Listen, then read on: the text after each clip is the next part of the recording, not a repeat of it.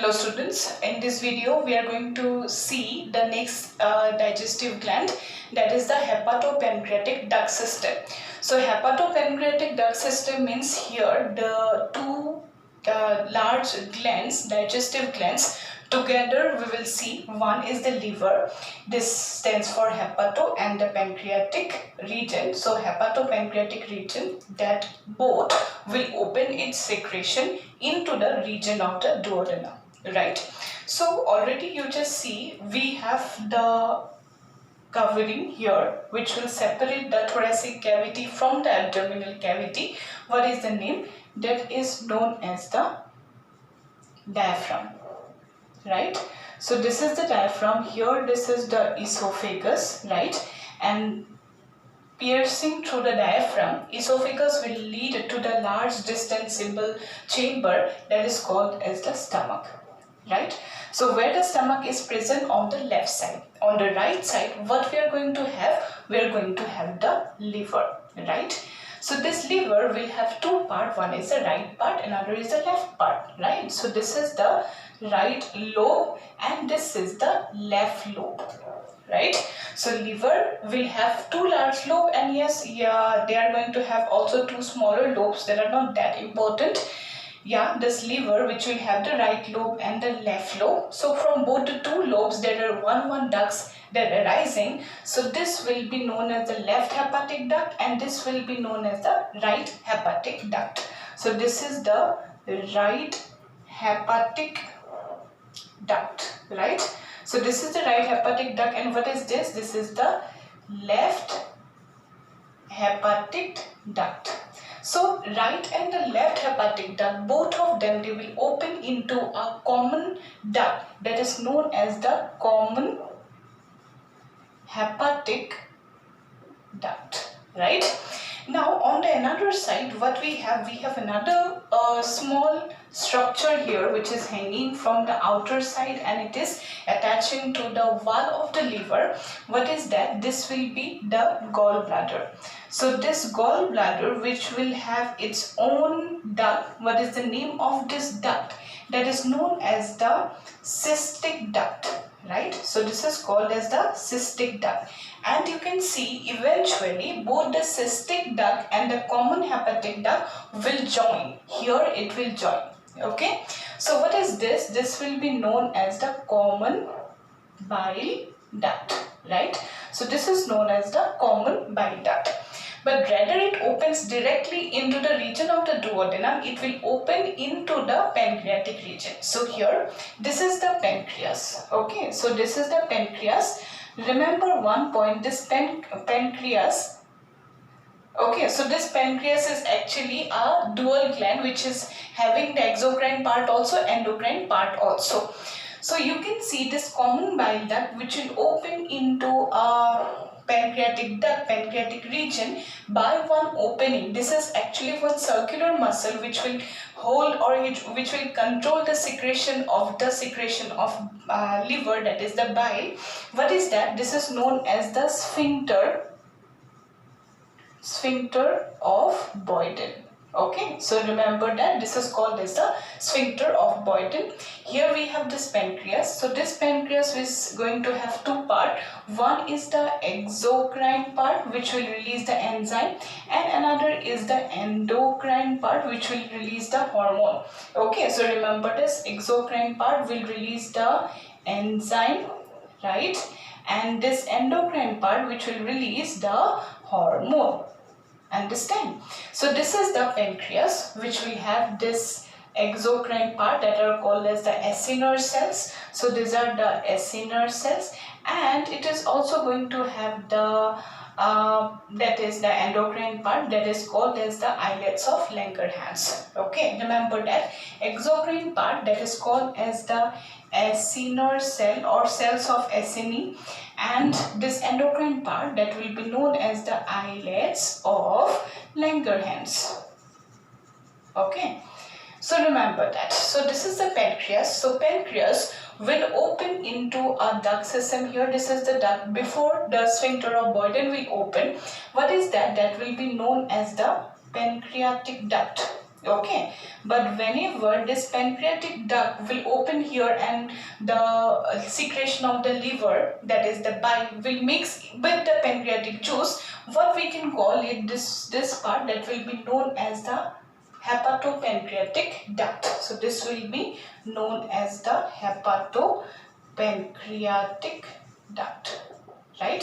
So this will be the hepatopancreatic duct, and before it opens, it is going to have one swollen part. Okay, there is a swelling is there. So what is that swelling to be called as? This will be known as the ampulla of Vater, V-A-T-E-R.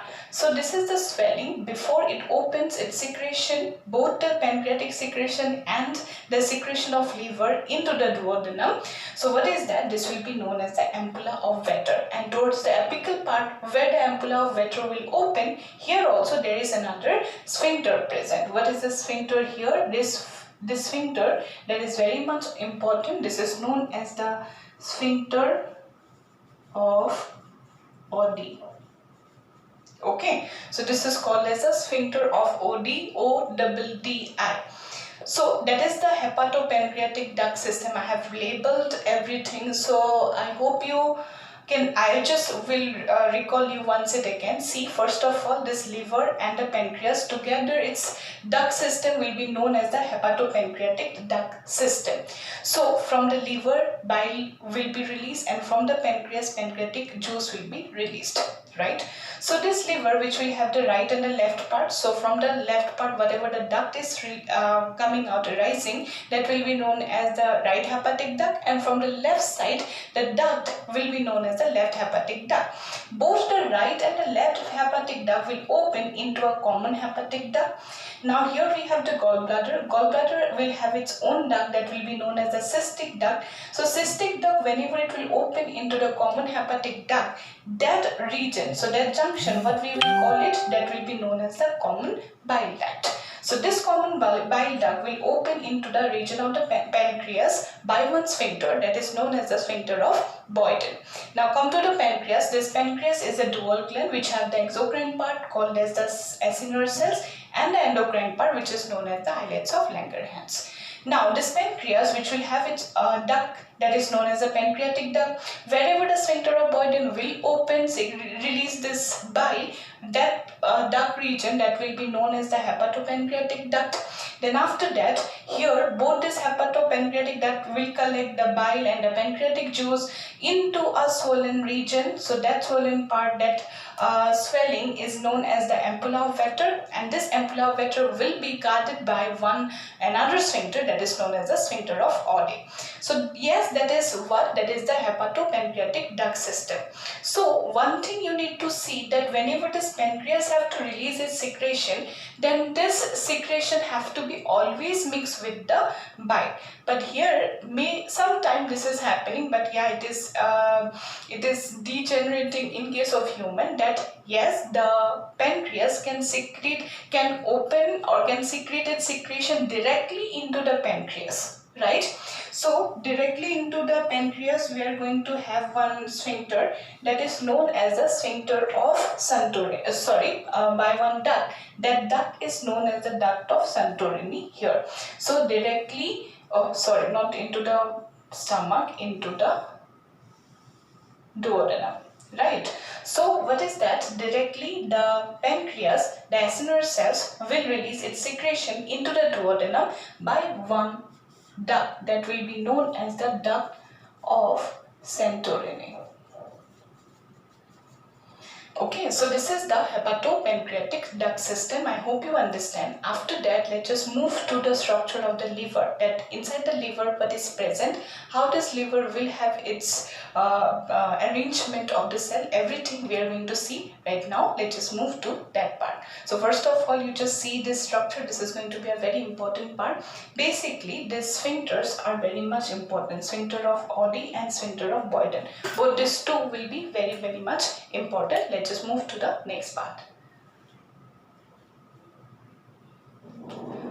After that, let's just see the structure of the liver. So this liver I have already told you that this liver is divided broadly into two parts. One is the right and the left part. So right lobe and the left lobe, if you see inside the liver, we have lots of small pentagonal structures present. They are known as the hepatic lobule. So I have shown here only one hepatic lobule. So inside the hepatic lobule, how the structures or different cells or different other type of cells are arranged. Lots of the cells are present inside the liver. Let us see that.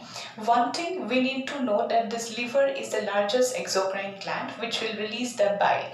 So this bile will help in the emulsification of fat, and this liver is the organ who will help in the storage of almost all kinds of food particles. So that's why from the intestine, the vein which will collect the number of absorbed nutrients into the liver directly by means of a vein that is known as the hepatic portal vein enter inside the liver carrying all the nutrients. These nutrients will be stored inside the liver. The carbohydrate will be stored, then the protein that will be converted, then the fats that will be converted, and eventually it will be stored as glycogen. So in case of human, basically in case of animals including human, we are going to absorb, we are going to store, we store the food materials as the glycogen. So this glycogen will be stored inside the liver. So there is a unit present inside the liver that is called as the hepatic lobule. So this is the hepatic lobule, and this lining of this hepatic lobule is known as the Gleason's capsule. Remember that this is called as the Gleason's capsule. It is a pentagonal structure, and in the edges they are going to have three vessels. So what are those vessels? One is the hepatic vessel, hepatic portal vein. I told already this hepatic portal vein will collect all the nutrients from the intestine inside the liver, carrying the nutrients to store inside the liver.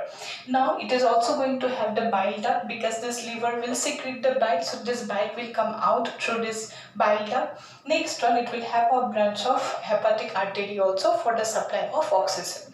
So in this corners, five corners, they are going to have these three vessels. One is the hepatic portal vein, another is the bile duct, another is the artery. Now you can see inside that this cells are arranged, and those cells are nothing but the hepatocytes. Okay, so this blue colored cells we have seen, what is that? That will be known as the hepatocytes, right? So these are all called as the hepatocytes. If you see the hepatocytes, so these hepatocytes are present like that. So this is a bile duct. So this is actually known as the central vein, which is the branch of the hepatic vein. So this is the hepatic vein which is centrally also present, that is the central vein. Now on either side you can see, just like the spoke of the cycle ring, we have the cells. Arrangement of the hepatocytes are like just this. So in that there is a canal developed that is known as the hepatic canaliculi. So I have shown here in between the two rows of the cells, that is known as the canaliculi, and here there is a central vein, or we can call this as the bile duct. So from the upper part of the suppose from this part, the bile will be collected by this Hering's duct. So this is the Hering's duct. Actually the cells, they are present in two rows, and in the center there is a one type of duct is been developed, canaliculi is developed. So this is known as the hepatic canaliculi. So in this hepatocytes or these hepatic cells, they are called as the hepatocyte, which is the storehouse of the carbohydrate, one form of the carbohydrate, that is the glycogen. So this glycogen will be stored inside the liver cells. They are called as the hepatocytes. Now the next thing, that here in between this hepatic strands of the cells, what we are going to have one important cell that is helping in the phagocytosis. It kills the germs. So it is helping in the phagocytosis. What is that? This is called as the Kupffer cells. Remember that it is helping in phagocytosis. If any foreign particle comes, it will be killed by the Kupffer cells. Next one, here we are going to have number of empty spaces. So those empty spaces that will be known as the sinusoids. Okay, so this hepatic sinusoids, they are nothing but the empty space present in between the two cells strands of the cells, hepatocytes. Now they are going to have red spots, you have seen. So what are they? They are nothing but the sites where actually the fat has been stored. So they are going to have the fat storing cells also. So here the fats are being stored, hepatocytes where the glycogen is being stored. Now after that we are going to have this arrangement of the cell. Hepatocytes will be present like that. It will release basically the bile. So that bile will have three composition. So this bile will have three things. One is bile salts, then bile pigments, and then bile salts, acids and pigments. This liver, that is the largest exocrine gland, which will help in carbohydrate metabolism. Either it can store the carbohydrate by a process of glycogenesis, or whenever our body requires energy, whenever we are not taking food, then we require the energy, then the glycogen that has been stored inside the liver cell, hepatocyte, that will be broken down to produce glucose by a process of glycogenolysis. Next thing, this liver, that is also the site where the amino acids, the absorbed food material after protein digestion is the amino acid. So this amino acid metabolism, in the metabolism of amino acid also the liver will help. What is that? The 6 amino acid, by the removal of the amino group, it will be converted into glucose, and this glucose in turn will be converted into the glycogen by a process of gluconeogenesis. Gluconeogenesis is nothing but the process of formation of glucose but from non-carbohydrate precursor, here in this case the amino acid. It will help also in another metabolism, that is lipogenesis, or fat storing, or the process by which the fats are stored inside the liver, that will be called as the lipolysis or lipogenesis. It is also, lipolysis means breakdown of lipid, or lipogenesis means formation of the lipid. So lipid, in that is the fat that will be stored inside the fat storing cells.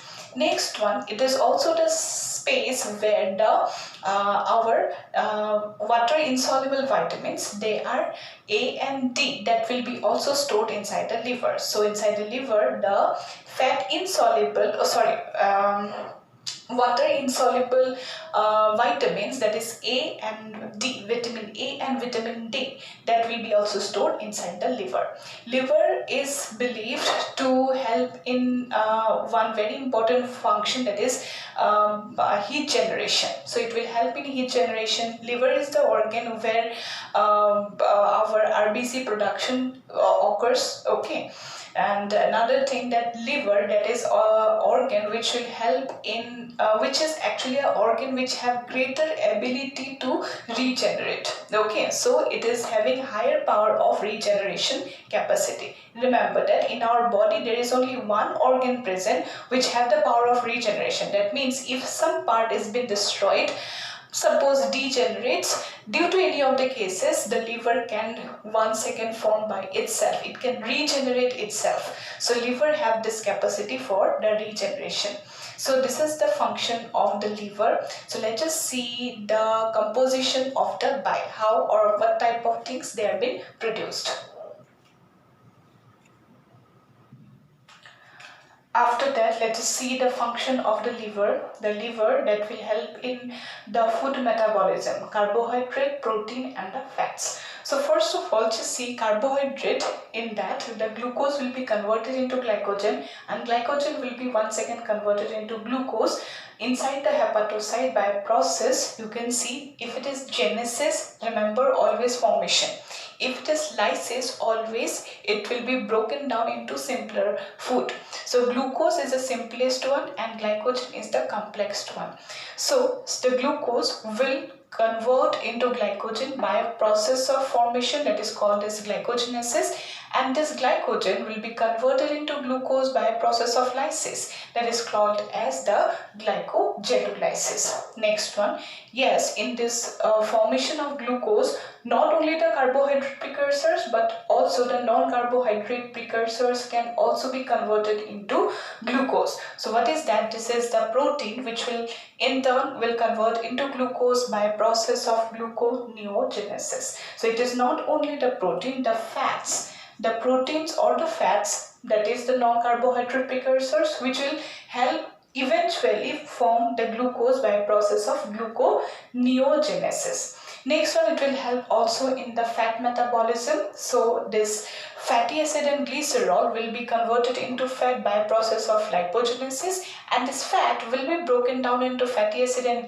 glycerol by a process of lipogenolysis. Next function that this liver that will help in the conversion of ammonia into urea. That means our urea production occurs inside the liver, that is called as the urea cycle. So whenever we will discuss the chapter that is excretory products and the removal, then we have to see the urea cycle that will occur inside the hepatocytes.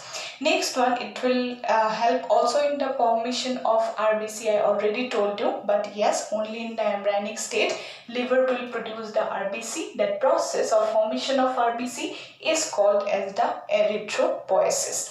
Next one, it will help in thermoregulation. That means the body, the heat will be eventually distributed that means evenly distributed throughout the body. That will be the thermoregulation. That means this distribute heat evenly throughout the body. Next one, it will store the fat soluble vitamins. What are they? The A, D, E and K. These are the fat soluble vitamins. So this liver will help in the storing of the vitamins A, D, E and K. Next one, it will help in the synthesis of plasma protein. I already told you that in the plasma we have three types of protein: albumin, globulin and fibrinogen. That globulin will not be produced because it is the antibody that will be formed by the B cells, B lymphocytes. But here this is albumin and fibrinogen, that is a clotting factor, and blood osmolarity maintaining factor that will be also synthesized inside the liver. Next one, it helps in detoxification. I told already whenever we have discussed the structure of the liver that we have the Kupffer cells inside the liver. So that Kupffer cell will help in detoxification. It will kill the germs. Next one, it have the basic function, that is the secretion of the bile. So this bile that will help in the emulsification of fat which have the pH of 8. That means it actually gives a basic pH to the food particle by actually this bile. So this bile basically will constitute of 4 products. What are they? Acids, salts, pigments and water. How many acids are there? You can see there are cholic acid, deoxycholic acid, chenodeoxycholic acid. These are the bile acids. Next one, bile salts are there, like sodium hydroanate CO3, sodium bicarbonate. Next one, sodium glycocholate, sodium taurocholate. These are the bile salts. Then the pigments are present, that is bilirubin and biliverdin. Then along with that, water will be also released. That water will give this fluid composition to the bile. So yes, that is the function of the liver. After that, let's just move to the next part, that is the function of the pancreas.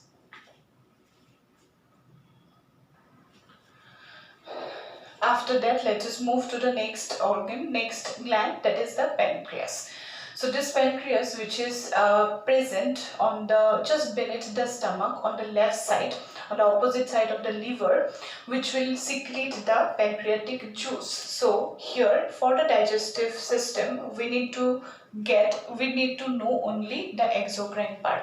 So you just need to remember this pancreas is a heterocrine gland. That means it is going to have the exocrine part also, endocrine part also. This endocrine part is known as the islets of Langerhans, and this exocrine part is called as the acinar cells or the cells of acini. Now this endocrine part, which will have 4 types of cells: alpha, beta, delta and PP cells.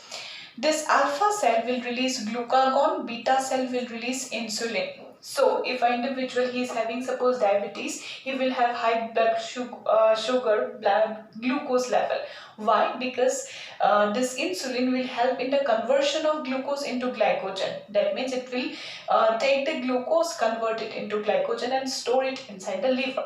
So this beta cell which will release this insulin will convert the glucose into glycogen, and this alpha cell which is releasing glucagon which will convert glycogen to glucose. Whenever our body require glucose, then in the hepatocyte this glycogen will break this that glycogen and convert it into glucose. Next one, delta cell which is releasing enzyme that is called as hormone that is called as a somatostatin. So this somatostatin, so remember one thing, islets of Langerhans, it will all release the hormones, and acinar cells, it will all release these enzymes. Okay, so glucagon is a hormone which will convert the glycogen into glucose, and insulin is the hormone which will convert glucose into glycogen. Next one, delta cell which is releasing the somatostatin which will actually help in the checking of alpha and beta cells. Okay, that means it will control the release of that is insulin and glucagon by the alpha and beta cells. So it will check actually the release of glucagon and insulin and help in glucose homeostasis. Next one, PP cell. PP cells means pancreatic polypeptide. Okay, so it is known as the pancreatic polypeptide. So this pancreatic polypeptide, it will help actually inhibiting the release of pancreatic juice from the acinar cells. So you can see this exocrine part which is known as the acinar cells which will release the enzymes. So pancreatic juice which will help in the digestion of the food particle, it will release how many types of enzymes? 5 enzymes. So remember all of them. First of all, see, this exocrine part will release the pancreatic juice. So what is that pancreatic juice actually? This is actually the combination of all these 5 enzymes. What is the pH of this pancreatic juice? It is 7.1 to 8.3. That means it is also basic. Now this first one, that is the pancreatic juice that contain the trypsin. This trypsin will convert the protein into peptone. That means it will break protein. Next one, blood proteins that will be helping in coagulation, and the milk protein that will be also coagulated with the help of the same enzyme, that is trypsin. Next one, another enzyme is here, that is chymotrypsin. Chymotrypsin will help also in the coagulation of the milk protein. Next one, carboxypeptidase. So it will convert the peptide into amino acid. That means it will completely break down the peptones, that peptides. These are the small peptides after protein digestion. See, trypsin will convert protein into peptone, and carboxypeptidase will convert the peptide into amino acid. Next one, the lipase enzyme. So some amount of lipid that will be digested in the stomach. Already I have told you that in the stomach region what we have the mild gastric lipase that will help in the digestion of lipid in a little bit. Okay, but remaining maximum lipid that will be digested by the lipase enzyme. The another name of lipase enzyme that is known as the trypsin, which will help in the breakdown of fat into fatty acid and glycerol. Next one, nucleases, which will help in the breakdown or digestion of the nucleic acids that are DNA and RNA, and the DNA and RNA with the help of this nuclease enzyme will convert into nucleotides. Either it will be, if it is RNA, then it will be ribonucleic acid, then it will be ribonucleotide, and if it is DNA, it will be broken down into deoxyribonucleotide. So yes, that is about the pancreas. This pancreas which will have one opening, which will have the ampulla of Vater, which will have a neck region, and it will have a body. So this is the pancreas, which will secrete its secretion into the duodenum region, which will help basically in the digestion of the protein part and the fat part. So first of all, the fat will be emulsified by the liver, and later on the fatty acid and glycerol will be converted by the lipase enzyme, and also the nucleic acid. The nucleic acid will be also digested into its nucleotide with the help of the enzyme nuclease enzyme. So yeah, that is all about the digestive gland, hepatopancreatic gland system, duct system we have seen. Then after that we have separately seen the liver's function, the structure of the liver, and after that we have seen also separately the function of the pancreas. So that's all about the video. I hope you understand this video is very much important. You have to remember these enzymes, their functions. These are going to be very much important. So that's all about the video. Thank you.